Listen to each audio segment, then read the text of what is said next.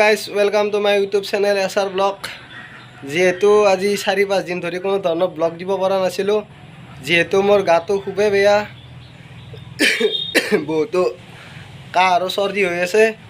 তো গাইজ আজি কোনো ধৰণৰ ভিডিঅ' বনাম বুলি ভবা নাছিলোঁ, এনে বিশ্বকৰ্মা পূজাৰ কাৰণে অলপ ৰঙিয়ালৈ ওলাই গৈছিলোঁ। তো ভাবিলোঁ এটা সৰু সুৰা ব্লগে বনাই দিওঁ। তো আপোনালোকে ভিডিঅ'টো পূৰা শেষলৈ চাব আৰু এনজয় কৰিব। হেল্ল' গাইজ, মই এতিয়া আছোঁ ৰঙিয়া হাউচ চক। এয়া চক ফ্লাইঅভাৰ। তো ফ্লাইঅভাৰখন ইয়াত হাউচ চকত বহুখিনিয়ে দীঘল। তো আপোনালোকে দেখা পাইছে ৰঙিয়া হাউচ চকৰ পৰিৱেশ। যিহেতু আজি বিশ্বকৰ্মা পূজা, ইমান গাড়ী চাড়ী মানুহ চানুহ নাই, নহ'লেতো ইয়াতে আপোনাৰ গাড়ী চলাবলৈ বহুত অসুবিধা হৈ যায়। যিহেতু ৰঙিয়া মেইন টাউনত ইমান গাড়ী চলে যে আপোনাৰ পূৰা আপুনি গাড়ী চলালে আপোনাৰ মাথাই নষ্ট হৈ যাব। এই চাওক ৰঙিয়াৰ পৰিৱেশ। তো ইয়াত টেম্পোবোৰে আজি মানুহৰ পেচেঞ্জাৰৰ কাৰণে ৰখি থাকিবলগীয়া হৈছে। যিহেতু আজি মানুহ চানুহ নাইতো, গমেই পাইছে বিশ্বকৰ্মা পূজাতে ব্যস্ত হৈ আছে।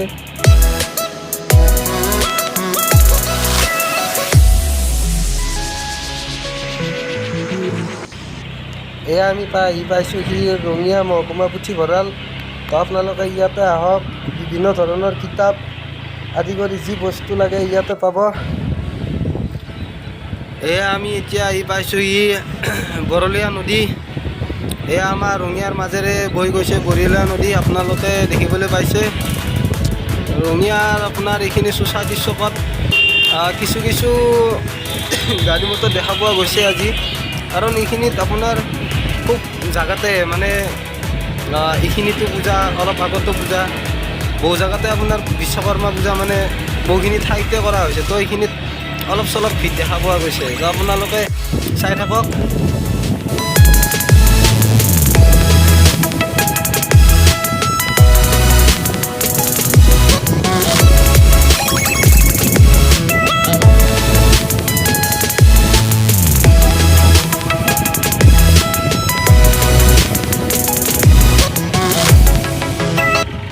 এইটোৱে হৈছে আমাৰ ছ'চাইটিৰ চক। এই আপোনালোকে চাওক ছ'চাইটিৰ চক।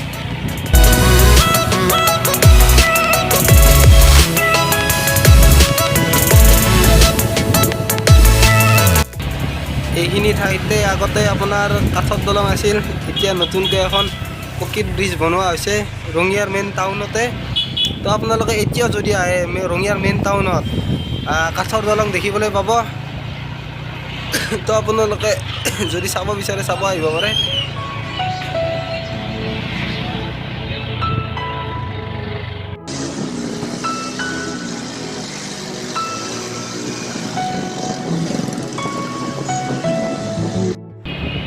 তো হেল্ল' গাইজ, এয়া হৈছে আমাৰ ৰঙিয়া।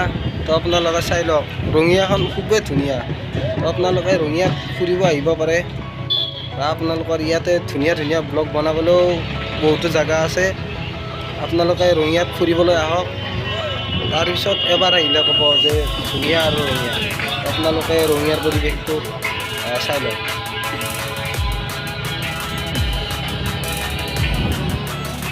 বিশ্বকৰ্মা পূজা বুলি ৰঙিয়াত পূৰা নাগাৰা নাম চলি আছে।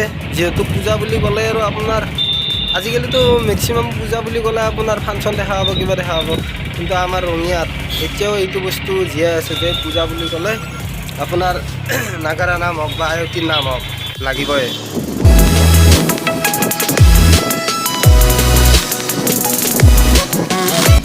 তো গাইজ, এতিয়া আমি আহি পাইছোঁহি তিনিআলিত কিবা এটা খাই লওঁ, যিহেতু পূজাৰ কাৰণে একো ঘৰত খোৱা লোৱা হোৱা নাই।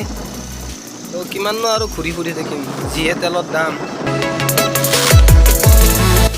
হোটেলখনত সোমাই মোৰ এটাই ভাল লাগিছে যে একুৰিয়ামটো ধুনীয়াকৈ ৰাখিছে, বা আপোনাৰ আজিকালি হোটেলবিলাকত যদি ডিজাইনিং নাথাকে বা ষ্টেণ্ডাৰ্ড নহয়, তো আজিকালি মানুহে কম যায় হোটেলত। তো গতিকে আপোনালোকে যদি কিবা বিজনেছ কৰিব বিচাৰে তো অলপমান ষ্টেণ্ডাৰ্ডখিনি কৰিব, যাতে মানুহে সোমাই কিনে ভাল পায়।